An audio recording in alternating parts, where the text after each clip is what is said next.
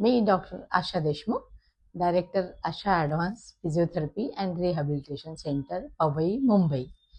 आज चैत्र शुद्ध प्रतिपदा आणि गुढीपाडवा किंवा हिंदू आणि मराठी लोकांचं नवीन वर्ष.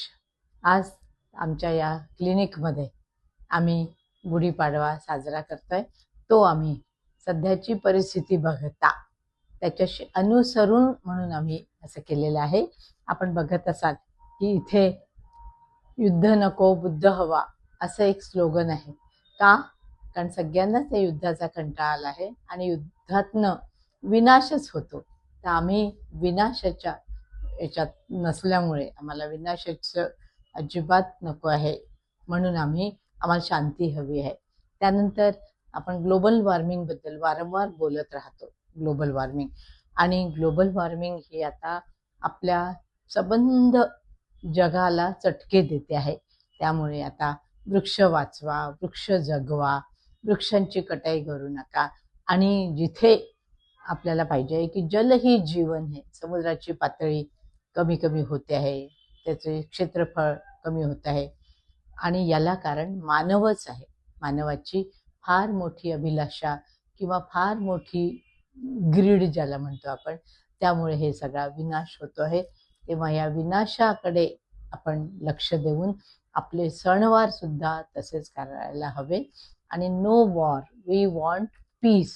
आपण पाहतो की आपल्याला पीस हवी आहे, शांतता हवी आहे. कारण सध्याच्या युगामध्ये सगळीकडेच एक वातावरण पसरलेलं आहे अशांतीचं.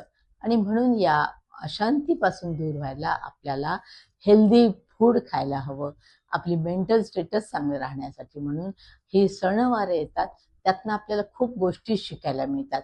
की आता आपण पाहत असाल की इथे आम्ही वेगवेगळे पदार्थ ठेवलेले आहेत. लिंबाची पानं ठेवलेली आहेत, कडुलिंबाची पानं. आजच्या दिवशी कडुलिंबाची पानं कोवळी आणि कडुलिंबाची फुलं खायचा प्रघात आहे.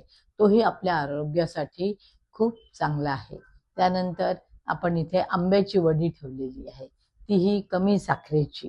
त्यानंतर मोगऱ्याच्या फुलांचा सुगंध आपल्याला दरवळतो आणि आपलं मन आणि आपलं